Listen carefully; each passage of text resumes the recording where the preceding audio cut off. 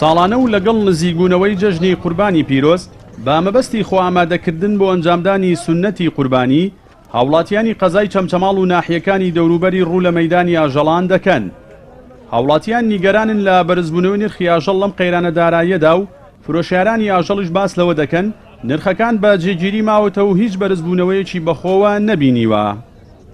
لەبەرەوەی کە سونەتی پێغەمبەر صلی الله علیه و سلم زنگۆکەینەوانەیە ئەوە ئێستا قرێکمان کڕیوە دانەیەکەش بۆ کاکمە کڕین هەموو ساڵی شەڵایکەین. بەڵێ بەڵێ ئەمە قەیرانیش بێ ئەوەی مەقسەدی بێر ئەیکا هەرەیکا و سونەتەکە زنگۆ کاتەوانێ ئەوە نێ بەسە قەیرانەوانێ لەبەرەوەی ئەو دڵ و دەروونەکەی خۆی ئەوە تێرە.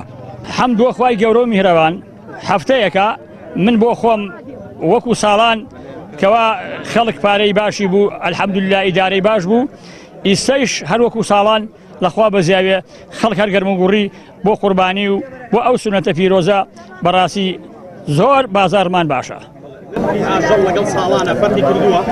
باوەڕم پێ بکە لەوانەیە بڵێم هەر وەک ساڵان وابێ بزنێ ساڵان هەر 250,000 بۆ و 225,000 بۆ ئیسەیش هەر لەو حدودایە جوتی بەر خەر بە 500,000 بۆ و 510,000 و 20,000 هەر ئەو سنوورەیە لەخوا بەزیاد بە قەت عیبینە گەلێ باش ئێمە بەتەوانە بمان باشە لەخوا بەزیاد تقریبا وەک ساڵانە وایە تر بزنیە باش 30 کیلۆی بێ 250,000 بزنە 150,000 بەران هەیە 400,000 350,000 300,000 بە گوێرەی نرخەکەی بە گوێرەی گۆشتەکەیتی.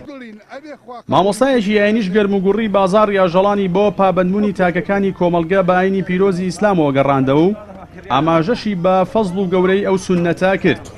ئەو کات ڕێنمای ئەو کەسانەشی کرد کە قوربانی ئەنجام دەدەن پاشماوەی ئاژەڵە سەربڕاوەکان لە کۆڵان و شوێنە گشتەکاندا فڕێ نەدان. ئێمە ئەیبینین لە کەناڵەکان لە مەیدانەکان لە ماڵەکان چەندە حیوان ئەکردرێ و سەر ئەبڕێ و لە پێناوی خۆیە ئەبەخشرێتەوە ئەمە بۆ زیندوو ڕاگررتنی ئەو سونەتەیە.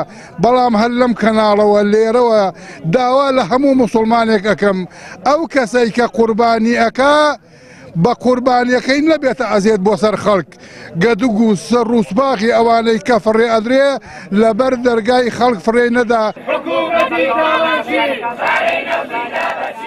ماوەی چەند ساڵێکە قەیرانێکی دارایی دروستکراو بەسەر هاوڵاتیانی هەرێمی کوردستاندا سەپێنراوە هەر ئەمەش جوڵەی بازاڕ و کڕین و فرۆشتنی تاڕادەیەک پەخستووە.